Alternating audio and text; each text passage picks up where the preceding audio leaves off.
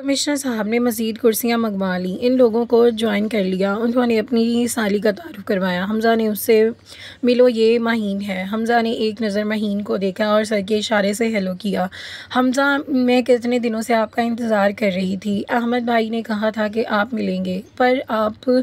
माहीन ने बड़े कॉन्फिडेंस से हमज़ा से बातचीत का आगाज़ किया। पप्पू और गुड्डू दोनों नागवारी से हमज़ा और माहीन की बातचीत करते हुए देख रहे थे। कमिश्नर साहब उनकी फैमिली ने बच्चों पर बिल्कुल तवज्जो नहीं दी और गुड्डू और पप्पू को बाब कट बॉल और बूटे से कद के माहीन बिल्कुल अच्छी नहीं लगी और खाना सर्व हो चुका था। माहीन ने बड़े बेतकल्लुफ़ी से फ्राइड राइस हमज़ा के और हमज़ा आप तो कुछ ले ही नहीं रहे प्लेट में डाले थे। माहीन, अहमद भाई, आपको पता है कि मैं हमज़ा कॉलेज के दोनों दिनों में क्लास फेलो हुआ करते थे। उसने जोर से कमिश्नर साहब को इत्तला दी, फिर दोबारा हमज़ा की जाने मुड़ी।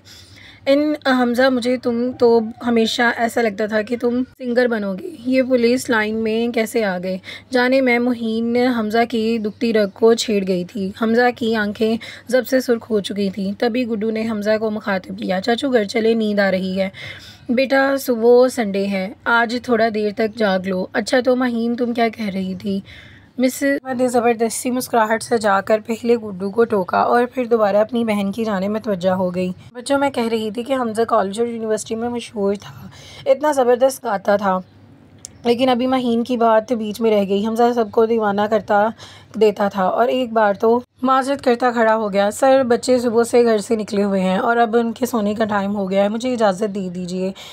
पेड़ को ऑफिस में मिलते हैं, वो कतई लहजे में कहता हुआ वॉल्ट से चंद बड़े नोट निकाल कर मेज़ पर रखता हुआ पप्पू और गुड्डू को लेकर बिना रुके बाहर निकलता चला गया। अहमद साहब ने देखा ये हमज़ा कितना बदतमीज़ हो गया है, बात करने की तमीज़ नहीं रही। आप मिसेस अहमद ने गुस्से से उसे जॉब से निकालने की धमकी दीजिए, फिर देखना क्या कहता है, सीधा हो जाएगा। कमिश्नर साहब, जो रिश्ते में अहमद के कज़न थे, अपनी बेगम को घूरा। आलिया, हमज़ा सोने का चमचा मुंह में लेकर पैदा हुआ है, उसके बाप दादा की मिलें चल रही हैं। ये नौकरी तो सिर्फ़ और सिर्फ अपने शौक़ के लिए कर रहा है, इसीलिए उल्टे सीधे मशवरे मत दो, बल्कि ये सोचो कि माहीन की शादी हमज़ा से कैसे करवानी है ताकि हमारा अमल दखल इसके घर और बिज़नेस पर भी हो सके। पर अहमद भाई, उसकी नज़रें उन मनहूस बच्चों से हटेंगी तो वो इधर उधर देखेंगे। लेकिन वो बच्चे अल्लाह की पनाह, माहीन ने गुस्से से कहा, हर वक्त उनका ध्यान बटाए रखते हैं। माहीन गुड़िया, बच्चों को सीढ़ी बनाकर हमज़ा पर काबू किया जा सकता है, बाद में जब हमज़ा तुम्हारी मुट्ठी में हो जाए तो उनका क्या पत्ता काट देना। आलिया ने मशवरा दिया। अहमद भाई, आप कहीं जाने का बहाना करके मुझे एक महीना हमज़ा के घर छोड़ दें, फिर मैं सब कुछ। माहीन की आंखों में शातराना चमक उठी थी। संभाल लूँगी। हमज़ा ने पप्पू और गुड्डू को गाड़ी में बिठाया और फिर खुद ड्राइविंग सीट पर आ गया। गाड़ी के चलते ही गुड्डू का, चाचू हमें फ़िश खानी है, चलें रावल झील चलते हैं, मज़ीद मज़ा आएगा। फरमाइशी प्रोग्राम शुरू कर दिया। पप्पू मुझे पीछे वाली सीट से खड़ा हो गया और अपने छोटे छोटे बाजू को हमज़ा के गर्दन में डालकर उस पर सर किस किया। हमज़ा ने पप्पू को टोका, पप्पू मोटे में ड्राइविंग कर रहा हूँ, गर्दन छोड़कर आराम से बैठ जाओ। पर वो पप्पू ही था क्या जो किसी इंसान की बात मान जाए। अब के इस हमज़ा के बाल मुट्ठी में जकड़ लिए थे। पप्पू ने भी अपनी फरमाइशी हमज़ा के समातों में, चाचू बोट में बैठना है, वो बहुत बड़ी वाली डाली। अच्छा मेरे बाप, मेरे बाल छोड़कर गंजा करेगा क्या? चलो बोटिंग पर चलते हैं, तुम दोनों भी क्या याद करोगे? हमज़ा ने हंसते हुए कहा और गाड़ी रावल झील की तरफ मोड़ ली। करोगे? काफ़ी देर। वैसे चाचू, आपको पता है गंजे लड़कों की शादियां बहुत मुश्किल से होती हैं। और खामोश बैठे गुड्डू ने ज़ुबान खोली। पप्पू ने बीच में टांग अड़ाई। चाचू, मुझे शादी करनी है। हमज़ा ने 4 साला पप्पू को घूर कर देखा, जो बड़ी बेनियाजी से उसे देख रहा था। पप्पू यार, अपनी उम्र देख। अब मैं 3-4 साल की दुल्हन किधर से ढूंढूंगा? ऐसा कर 20 साल तक रुक जा और फिर मैं तुम्हारी शादी कर दूंगा, हमज़ा ने दुहाई दी। इसी तरह बात करते वो झील पहुंच चुके थे। रेस्टोरेंट से तो बच्चे भूखे उठ गए थे, लिहाजा पहले तो उन्होंने स्टॉल से मछली खरीद कर रेस्टोरेंट में खाई। फिर तीनों ने घास पर लेट गए। दूर आसमान पर सितारे चमकते देखने लगे। थोड़ी देर बाद हमज़ा उठकर बैठ गया। गुड्डू यार उठो, बहुत रात हो गई है, 11 बज गए हैं, अब घर चलो।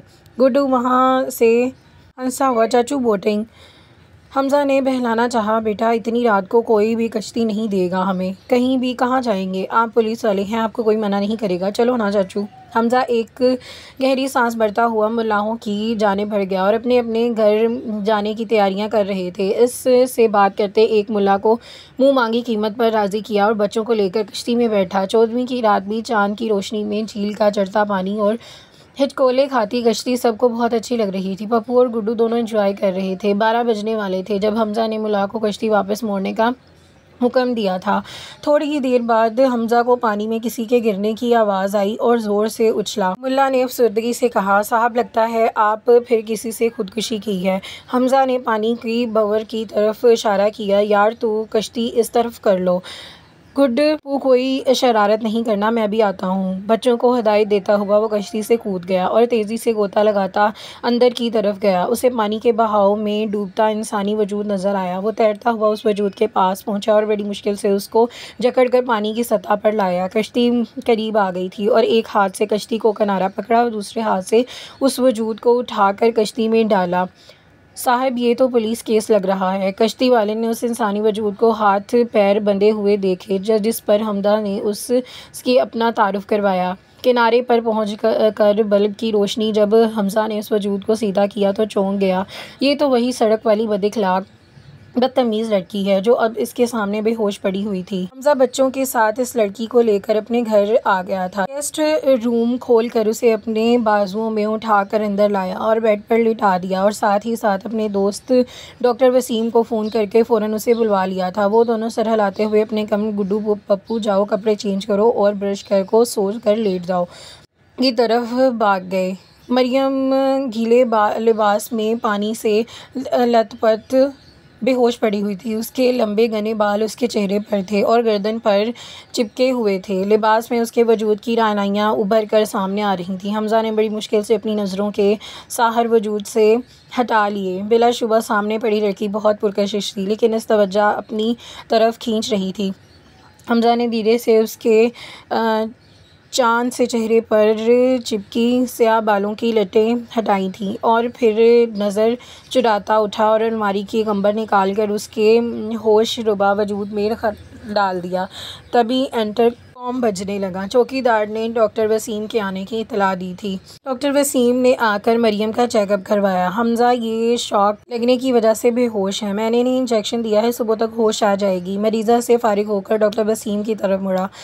लड़की तो बहुत ही यंग है और ख़ूबसूरत है, किस्सा क्या है, कहीं ये मेरी होने वाली भाभी तो नहीं है। हमज़ा ने वसीम को एक ज़ोरदार मुक्का मारा और फिर सारा किस्सा सुनाया। हमज़ा मैं सुबह अम्मी को लेकर आता हूँ, लड़की ज़ात का मामला है और थाने लेकर मत जाना। हमज़ा ने जवाब दिया, इतनी अकल तो मुझे भी है यार, इसीलिए तो घर लाया हूँ। डॉक्टर वसीम को रुखसत करते ही हमज़ा ने मरियम पर एक बार फिर कंबल दुरुस्त किया और लाइट बंद करके बाहर निकल गया। संडे का दिन था। हमज़ा गधे घोड़े सब बेचकर सोया था, अपने कमरे में सो रहा था जब गुड्डू और पप्पू ने अंदर झांका, फिर उसे सोता छोड़कर दूसरे गेस्ट रूम की तरफ रवाना हुए। मरियम को ऐसा लगा जैसे कोई बड़े प्यार से नरम रुई के गालों से उसे छू रहा है। उसने कराहते हुए धीरे से अपनी आंखें खोलीं। वो दोनों बड़े प्यारे गोल मटोल से बच्चे बैठे हुए थे, इस पर झुके हुए थे। छोटे वाले ने तो अपने छोटे छोटे हाथों से उसका चेहरा पकड़ा था। पप्पू जोश से बोला, गुड्डू देखो ये प्रीटी लड़की जाग गई है। अपने लिए प्रीटी लड़की सुनते ही मरियम के चेहरे पर मुस्कुराहट आ गई और वो उठ बैठी। अब उन दोनों हैरानगी से कमरे को देख रही थी। फिर उसे याद आया कि ताया ने उसे कैसे उसके वालिदैन को मारकर एतराफ़ किया था। तभी गुड्डू ने उसके सामने आया। मेरा नाम गुड्डू है और ये मेरा भाई पप्पू है और आपका नाम? मेरा नाम मरियम है। मरियम गौर से कमरे का जायज़ा लेते हुए बोली, फर्नीचर से लेकर डेकोरेशन तक एक चीज़ बेचते कीमत थी। पर्दों से रोशनी छन छन करती अंदर आ रही थी और फिर उसकी दाएं बाएं बैठे दो क्यूट से बच्चे। वो अच्छी तरह जायज़ा लेती हुई उठ खड़ी हुई। गुड्डू ने अटैच बात की तरफ इशारा किया, मरियम बेबी वॉशरूम इधर है। मरियम तो उस बच्चे के मुंह से बेबी सुनकर गश खाने को थी। छोटा वाला भी उसके पास आकर उसकी शर्ट के दामन को पकड़कर उसकी तवज्जो अपनी तरफ मुतबल करवा गया। पप्पू मरियम जाओ, अपने अच्छे बच्चों की तरह मुंह धोकर आओ, थोड़ी देर में डोरा आने वाला है। बड़ी संजीदगी से बोला। अजीब बच्चे हैं, एक अजनबी से इतने फ्री हो रहे हैं, लेकिन हैं बड़े प्यारे। वो सोचती हुई वॉशरूम की जानिब चली गई। जदीद तर्ज का बने इस वॉशरूम में एक बड़ा कद्दावर आईना था। मरियम की निगाह जैसे ही अपने अक्स पर पड़ी तो उसके मुंह से चीख निकलते निकलते रुक गई। पानी की नमी से उलझे गब्बे हुए बाल, माथे की एक बड़ा नीला घूमड़ और मलजा लिबास। ओह गॉड, ये क्या हो गया? इस नाजुक मजाज को अपने आप से घिन आने लगी। रगड़ रगड़ कर मुंह हाथ धोया, ब्रश से बाल सहलाए और चाह रहा शावर लेकर कपड़े कभी भी इन गंदे कपड़ों को दोबारा नहीं पहन सकती। थोड़ा बहुत हुलिया काबिल कबूल बनाकर बाहर निकल आई और वो दोनों उसका इंतज़ार कर रहे थे। गुड्डू उसका हाथ थाम कर बोला, आओ हम बाहर चलते हैं, आपको ब्रेकफास्ट कराएं। मरियम ने कन्फर्म किया। गुड्डू यही नाम बताया था ना? जी मैं गुड्डू हूँ, मरियम ने कहा। गुड्डू तुम्हारी मम्मी डैडी किधर हैं? उन्हें बुलाओ प्लीज़। मम्मी डैडी तो अल्लाह मियाँ के पास चले गए, वो तो अभी नहीं आ सकते। जब रात हुई होती है ना तो फिर हम सोकर। गुड्डू ने उसे तफसील से समझाया। और उसका जाते ही ना तब वो हमें चेक करने आते हैं। हाथ पकड़कर लाउंज में ले आया। मरियम का दिल गुड्डू की सादगी से अपनी इतनी बड़ी महरूमी का जिक्र करने पर डूब सा गया था।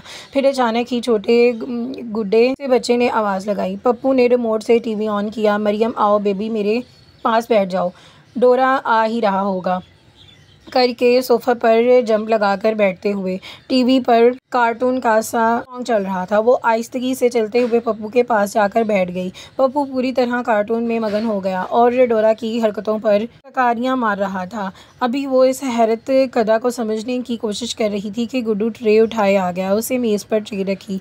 पप्पू मरियम ब्रेकफास्ट करो। मरियम ने ट्रे का जायज़ा लिया। 3 एप्पल जूस के ग्लास और चॉकलेट वहाँ पर पड़ी थी। मरियम ने जहन में मचलता सवाल, गुड्डू क्या ये इतने बड़े घर में तुम दोनों अकेले रहते हो? गुड्डू जूस उसके जानिब। नहीं चाचू भी, आज संडे है ना तो वो देर से उठेंगे, बढ़ता हुआ बोला।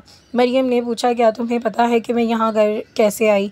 गुड्डू ने टीवी देखते, हाँ ना, चाचू ने पानी में से एक ड्राइव लगाई थी और फिर हम सब घर आ गए। दोनों बच्चों का आग टीवी की तरफ था। मरियम आहिस्तगी से उठी और उसका इरादा इस हैरत कदा में फ़ोन ढूंढने का था। वो आहिस्तगी से लाउंज से बाहर निकली और सामने आते हमज़ा से बुरी तरह टकराई। हमज़ा नींद में गुम था। जब उसका सेल बजना शुरू हुआ तो वो वक्फा से बजता चला गया। तंग आकर उसने लहाफ मुंह से हटा ही लिया। वो कान फाड़े वाले अंदाज में चिल्लाया, हेलो, क्या मसला है? कोई फ़ोन कर रहा था। भाई मेरे सुबह हो गई है और तेरे घर में एक अजनबी मौजूद है जो अब तक होश में नहीं आई। दूसरी जानिब से डॉक्टर वसीम ने उसको याद दहानी करवाई थी। मैं आ चुकी हूँ।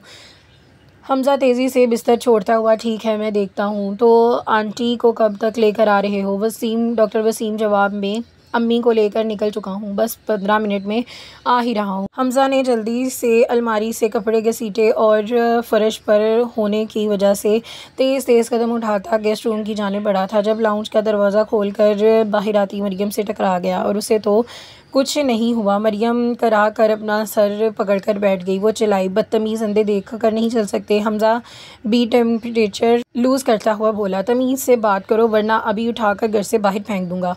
उसकी मानूसी आवाज़ पर मरियम ने निगाह उठाकर उसे देखा और चूक गई। बासाख्ता उसके मुंह से निकला, तुम वही हो ना, रोड वाले बदमाश। हमज़ा तो अपने लिए बदमाश का लफ्ज़ सुनता ही बिलबिला उठा था। तेज़ी से मरियम का हाथ पकड़कर उसे घसीट कर रूम की तरफ ले आया और अंदर आकर उसे सोफे पर पटका था। एंटर काम बजने लगा। चौकीदार ने डॉक्टर वसीम के आने की इत्तला दी। वसीम आंटी को लेकर गेस्ट रूम की तरफ आया। हमज़ा वसीम को एंटर कॉम पर हिदायत दी। थोड़ी ही देर में डॉक्टर वसीम एक बावकार खातून के साथ अंदर दाखिल हुआ। हमज़ा ने आगे बढ़कर उन्हें सलाम किया और खामोशी से इन सब को तकती मरियम की जानिब इशारा किया।